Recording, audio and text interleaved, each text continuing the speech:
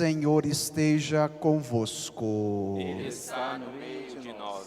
Proclamação do Evangelho de Jesus Cristo segundo Mateus. Glória a vós, Senhor.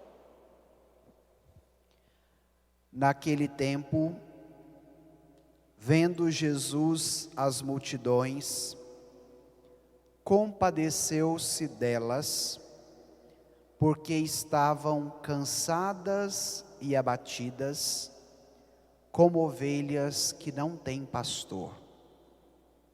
Então disse a seus discípulos: a messe é grande, mas os trabalhadores são poucos. Pedi, pois, ao dono da messe que envie trabalhadores para a sua colheita. Jesus chamou os 12 discípulos e deu-lhes poder para expulsarem os espíritos maus e para curarem todo tipo de doença e enfermidade. Estes são os nomes dos 12 apóstolos. Primeiro, Simão, chamado Pedro, e André, seu irmão. Tiago, filho de Zebedeu, e seu irmão João. Filipe e Bartolomeu. Tomé e Mateus, o cobrador de impostos. Tiago, filho de Alfeu e Tadeu. Simão, o zelota, e Judas Iscariotes, que foi o traidor de Jesus. Jesus enviou estes 12 com as seguintes recomendações: não deveis ir aonde moram os pagãos, nem entrar nas cidades dos samaritanos. Ide antes as ovelhas perdidas da casa de Israel. Em vosso caminho anunciai: o reino dos céus está próximo. Curai os doentes, ressuscitai os mortos, purificai os leprosos, expulsai os demônios. De graça recebestes, de graça deveis dar. Palavra da salvação. Glória a vós, Senhor. Vamos neste momento pedir a graça, a luz do Espírito Santo sobre nós, para que Ele nos ilumine nesta manhã e sejamos capazes de compreendermos esta palavra que acabamos de ouvir. Irmãos e irmãs,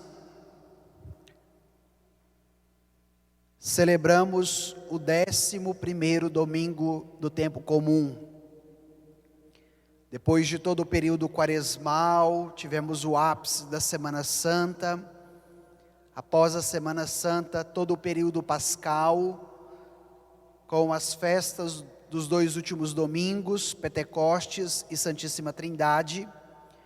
Nós retomamos agora no ordinário da vida de Jesus, que nos é possível meditar durante o tempo comum. As suas ações, as curas, os milagres e todos os prodígios que Ele realizou. E a partir de agora, deste Evangelho, nós vamos fazer este itinerário com Jesus. O trecho que acabamos de ouvir, ele foi retirado do capítulo 9 do Evangelho de São Mateus. Então, também fica uma tarefinha para casa, na oração pessoal, meditar todo o capítulo 9. Então, nós estamos já no final do capítulo, com o trecho de hoje. E o início do capítulo é a narração de diversas curas e milagres que Jesus vai realizar para manifestar o poder de Deus, para ensinar os seus discípulos que o reino de Deus já estava presente e acontecia por meio dele. Diante desta realidade, ele vai nos apresentar o conteúdo de fé que nos foi narrado no trecho de hoje. Então, logo após fazer todas essas curas e milagres, uma grande multidão acompanhava Jesus. E qual foi o olhar de Jesus para a multidão? Olha o que nos disse o texto. Vendo Jesus as multidões, compadeceu-se delas, porque estavam cansadas e abatidas, como ovelhas que não têm pastor. A dor, o sofrimento, a desolação daquela multidão que o acompanhava, encheu o seu coração de compaixão. E o que significa sentir compaixão? Significa compadecer com, sentir com. Era como se Jesus tivesse tomado toda aquela dor, todo aquele sofrimento que aquela multidão estava passando e vivendo, e sentido no seu interior, no seu coração. E é muito bonita esta atitude de Jesus, porque muitas vezes pensamos que Ele é alheio à nossa dor, ao nosso sofrimento, às nossas dificuldades. E o Evangelho hoje vem para nos mostrar a verdadeira face de Jesus, que não é estranho à nossa dor, mas que se compadece, sente conosco, toma sobre si as nossas dores. E neste tempo de pandemia, de coronavírus, de tantos desafios que nós enfrentamos, muitas pessoas começam a questionar: mas onde está Deus? Mas se Jesus existisse de fato, isso não aconteceria. E tantos outros tipos de pensamentos vão dominando a nossa cabeça para enfraquecer a nossa fé. E ao ouvirmos a palavra de hoje, este Evangelho, diante do nosso contexto da pandemia, Jesus também está ao nosso lado. Ele se compadece com as nossas dores e Ele se torna acessível a cada um, para que nós encontremos nele a força que necessitamos para ultrapassar este momento desafiador que estamos enfrentando nos dias atuais. E o compadecimento de Jesus tinha um motivo. E qual era esse motivo? As suas ovelhas estavam andando, caminhando como ovelhas sem pastores. E por que esse é o sentimento de Jesus? Porque o judaísmo, o povo escolhido, como ouvimos na primeira leitura de hoje, a porção santa, o povo eleito, para que Deus manifestasse o seu poder e a sua ação, se tornou um povo muito legalista, muito rigorista nas normas e nas leis religiosas. E aqueles que deveriam cuidar das ovelhas machucadas, das ovelhas extraviadas, já não faziam mais isso. E como que estas ovelhas se tornaram? Como ovelhas sem pastor. E vai ser diante deste contexto que Jesus vai fazer uma escolha para mudar a realidade. O que me chama muita atenção em Jesus é que ele percebia quais eram os problemas, as dificuldades, os percalços, e diante desta debilidade, ele sempre propunha um caminho de superação daquele problema ou daquela realidade. E nós deveríamos aprender com Jesus, porque nós temos a mania de olharmos para os nossos problemas ou para os problemas dos outros, somente para apontarmos de repente o erro do outro, ou o meu erro, ou aquela situação difícil, ou de repente para me tornar vítima daquela história. Mas são poucos os que têm a capacidade de se encorajarem no sentido de que? De superar o problema e a dificuldade. Então Jesus tinha um problema, as ovelhas estavam caminhando como ovelhas sem pastores, porque aqueles que deveriam exercer este cuidado em nome de Deus, ou seja, as autoridades religiosas judaicas, elas já não estavam mais cumprindo a sua função. Mas Jesus não fica chorando o leite derramado. Vai ser olhando para a realidade, se compadecendo com ela, ele toma uma decisão. E aí poderíamos perguntar, qual é a decisão de Jesus para superar a dificuldade? Aí o próprio texto vai nos responder. Então Jesus disse: a messe é grande, mas os trabalhadores são poucos. Pedi, pois, ao dono da messe que envie trabalhadores para a sua colheita. O olhar de Jesus diante de um problema é sempre um olhar de otimismo, de coragem, de desejo de mudança, de transformação. E aprendendo com Jesus, quando você passar por algum problema, por alguma dificuldade, qual deve ser o seu olhar e a sua leitura daquela situação? De coragem, de esperança, de confiança. E aí ele vai nos dar a receita: pedi ao dono da messe que mande mais operários, mais trabalhadores, porque a messe é grande e os operários são poucos. Então, qual é a messe que Jesus está falando aqui? A messe de Deus, o trabalho da evangelização, o anúncio da boa notícia, a propagação do amor de Deus para todas as pessoas e principalmente para aquelas que sofrem. Então, esta messe tem um dono, e este dono se chama Deus Pai.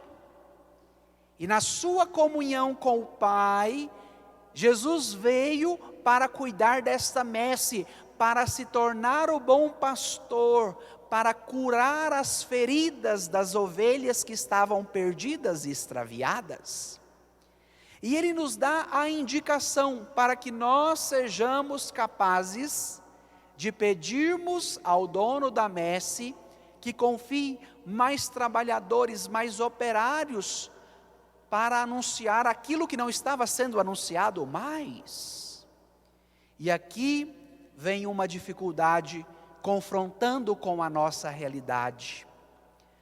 Temos hoje a dificuldade de vivenciarmos a humildade de pedir, porque para pedir é necessário humildade.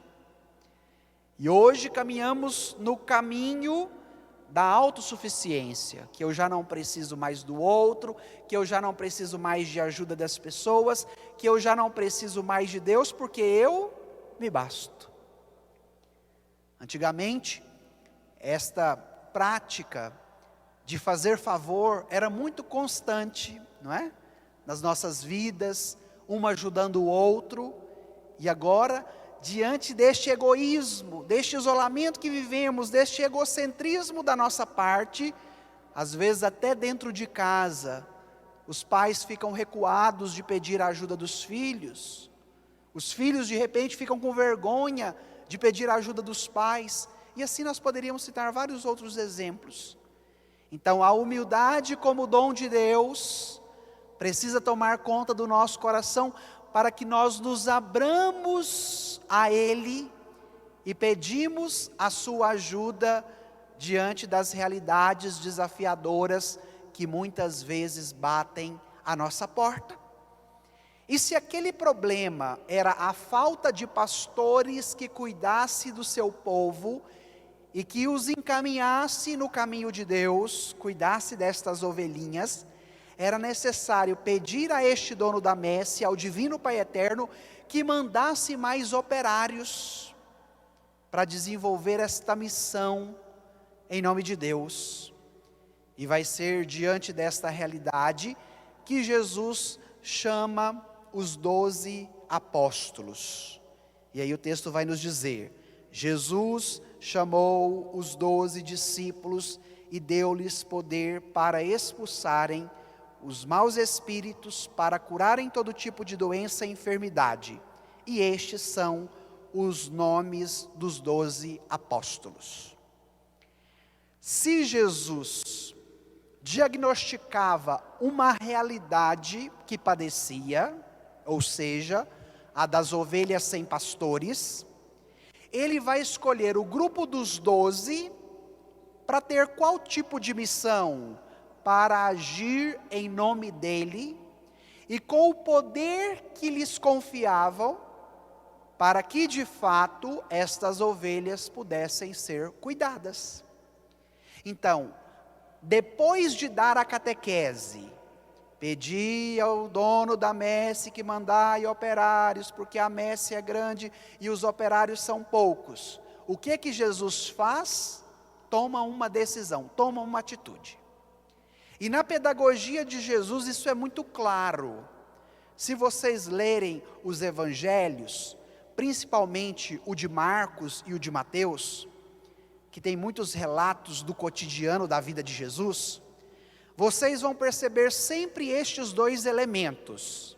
Primeiro, a catequese, o conteúdo de fé, e em segundo lugar, a ação daquela catequese, para que os discípulos entendessem aquela palavra, aquele ensinamento, não era um ensinamento em vão, mas ele era concreto, ele era real, ele era verdadeiro. E se eles acreditassem no poder daquela palavra, ela teria a graça de se tornar realidade. E agora aquilo que ele acabou de pregar, de dizer, de catequizar, ele toma uma decisão e faz acontecer. Chama os 12 discípulos. E eu sempre tenho reforçado na pregação que nenhum detalhe que aparece no Evangelho é por acaso. E aí nós poderíamos fazer a seguinte pergunta: por que Jesus escolheu 12? Ele poderia escolher 20, 30, 40, 5, 10. Mas por que 12? Então, voltando à primeira leitura de hoje, quando Deus constitui o seu povo, o povo eleito, esse povo era formado por 12 tribos. Depois vocês podem ler o Antigo Testamento, que vocês vão encontrar lá as 12 tribos de Israel. E nas 12 tribos estavam totalizados todos os povos, ou todas as comunidades, as tribos, que compunham este único povo que era chamado o povo de Deus. Mas a partir de agora, em Jesus Cristo, não haveria mais um povo restrito de uma determinada nação que seria determinado como povo escolhido. Mas a partir de Jesus, do Novo Testamento, nós teríamos um grupo instituído dos 12 discípulos que iriam anunciar a todos os povos, raças, culturas, línguas e nações a graça de Jesus. Então, esta totalidade que no Antigo Testamento se reduzia às 12 tribos de Israel, se torna agora uma novidade, porque através da missão dos discípulos dos apóstolos, este evangelho, esta boa notícia, deverá se propagar para todos os povos, independente da sua cor, da sua raça, do seu credo ou da sua nação, porque em Jesus todos nós somos destinatários da sua graça e da sua salvação.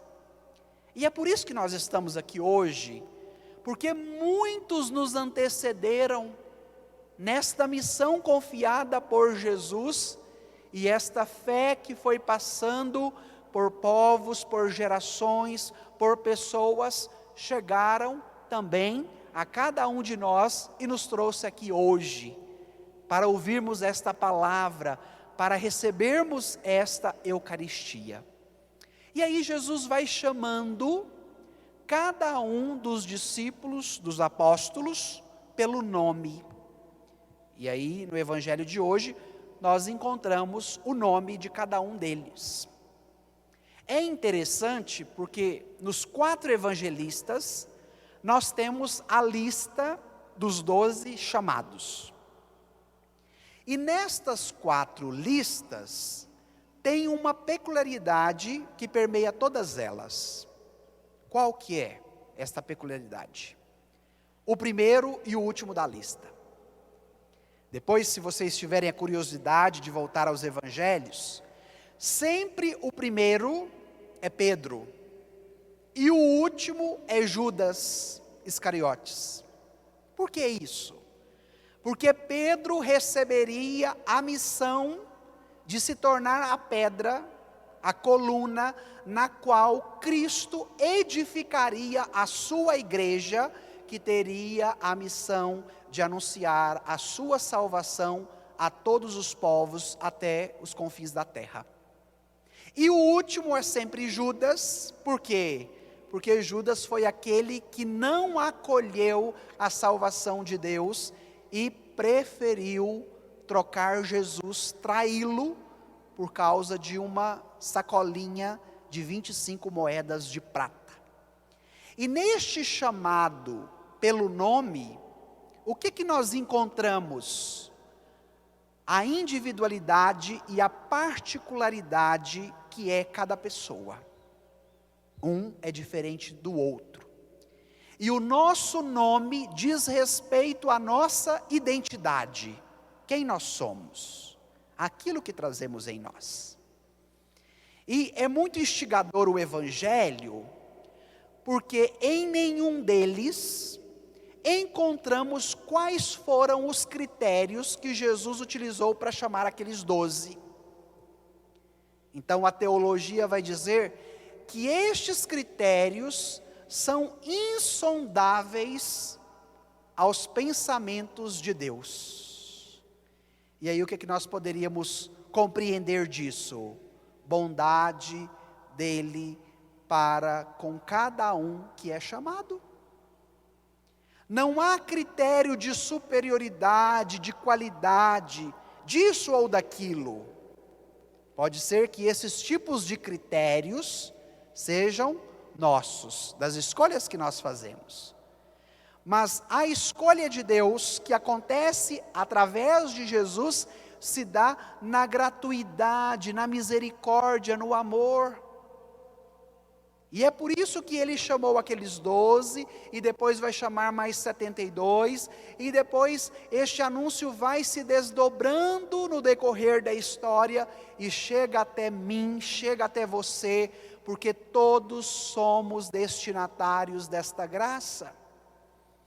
E quantas vezes somos convidados para uma missão, para alguma atividade na comunidade, para algum trabalho com os mais pobres e necessitados, e sempre que somos chamados, o que nós gostamos de dizer? A nossa listinha de defeito.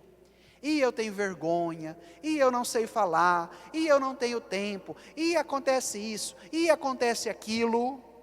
E quantos não são dóceis ao chamado que Jesus faz a você, porque te ama, porque te quer nesta messe, porque quer te oferecer também tudo aquilo que ele ofereceu aos seus discípulos.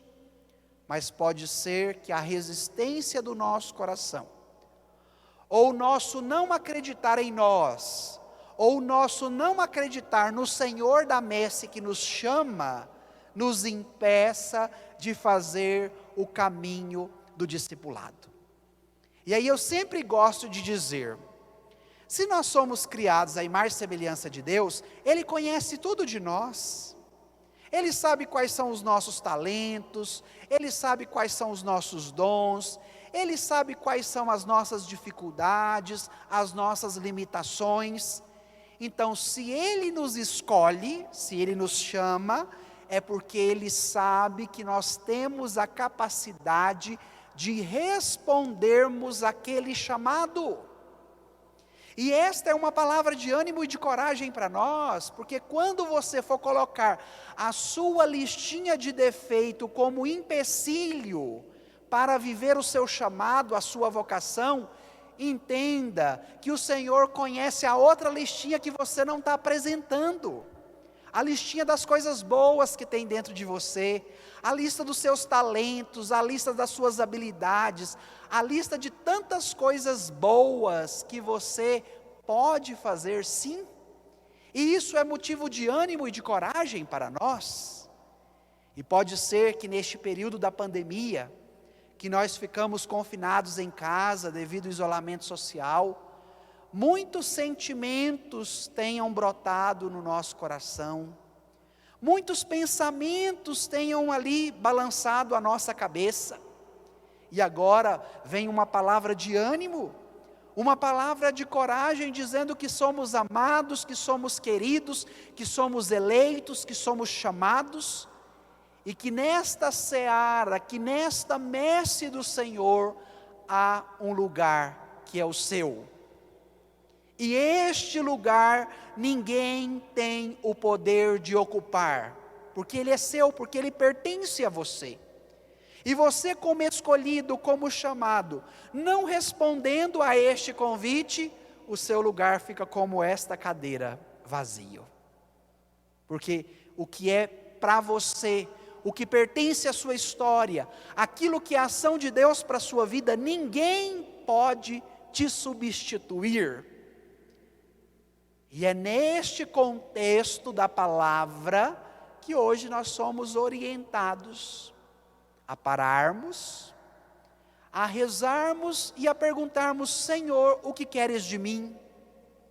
Qual é o teu projeto de vida e de salvação para a minha história?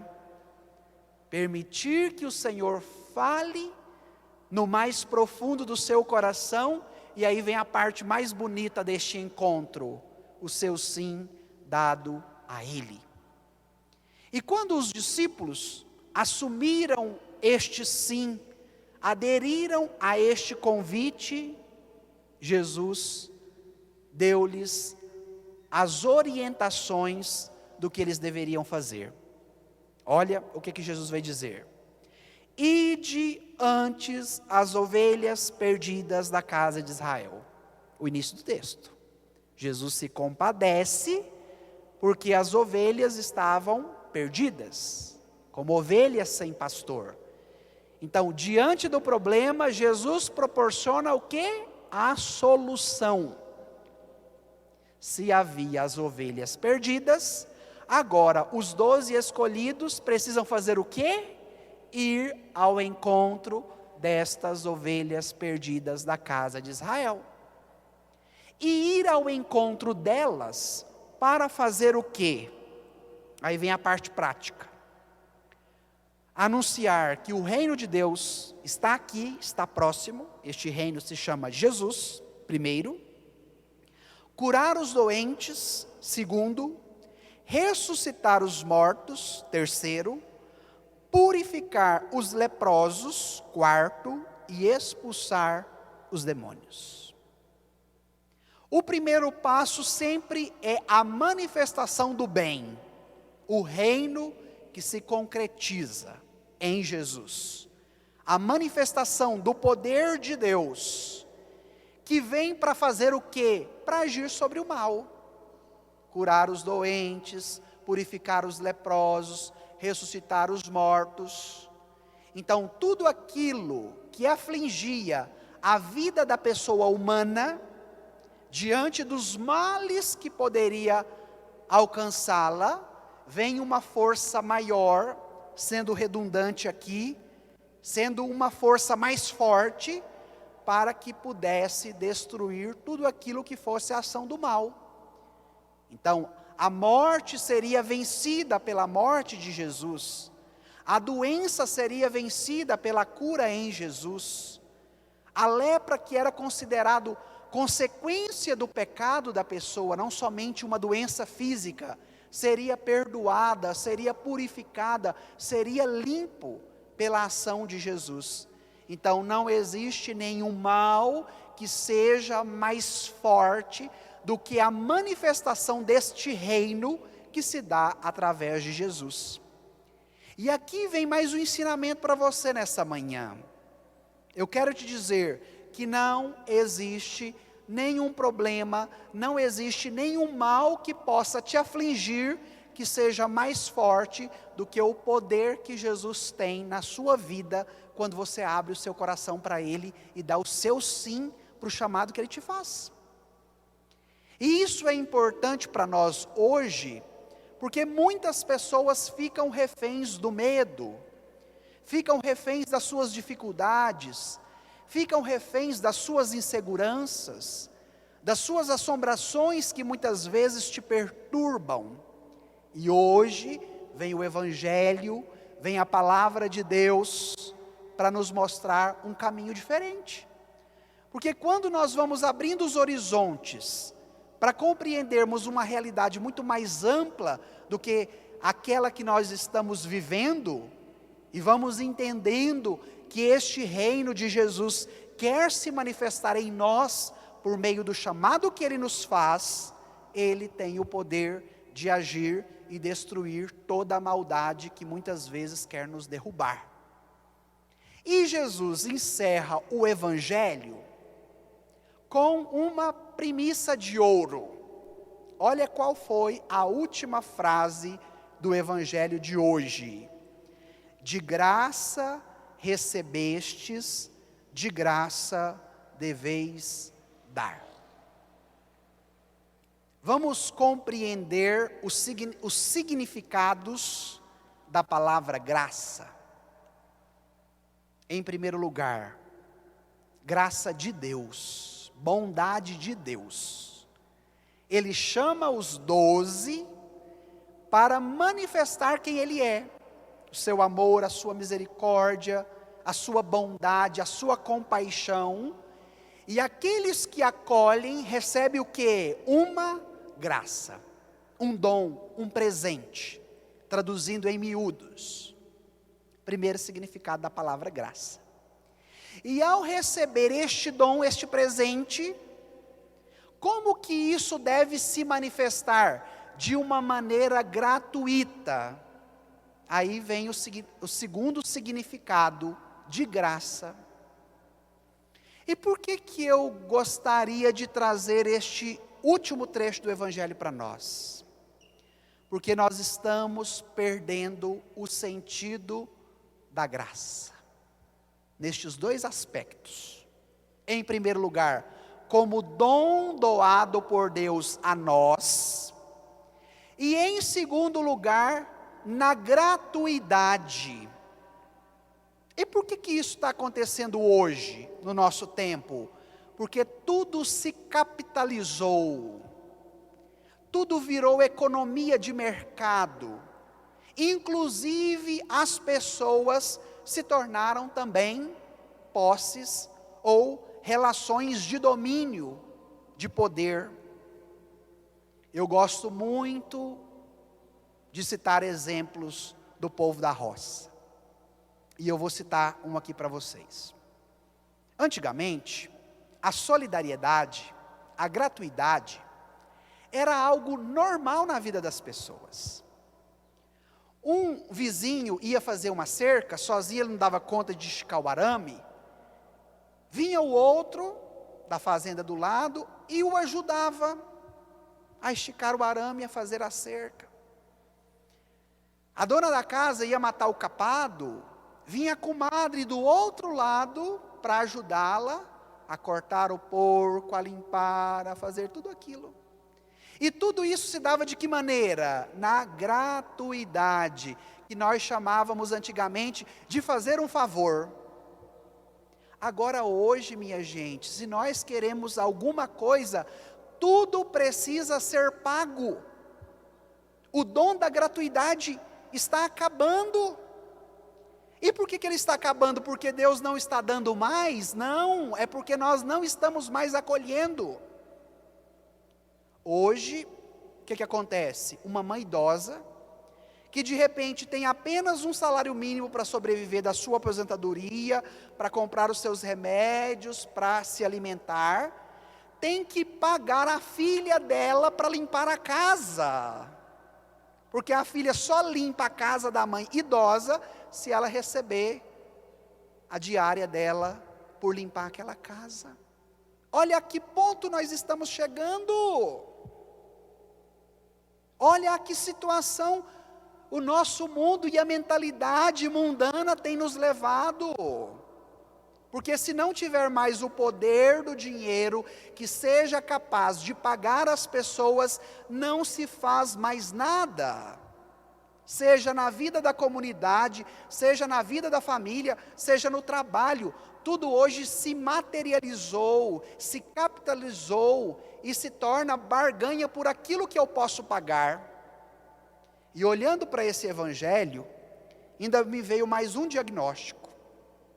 A situação hoje está tão desordenada, que nem mesmo pagando, às vezes você tem um serviço que presta.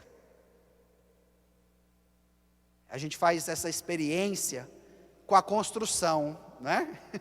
Eu tenho muitos cabelos brancos e grande parte deles foi devido à obra do salão paroquial. De raiva. Do trem que não anda, que não vai. E nem é de graça, você está pagando. E aqui nós poderíamos pegar este exemplo e trazer tantos desdobramentos para a nossa vida. Ouvindo a palavra de Jesus.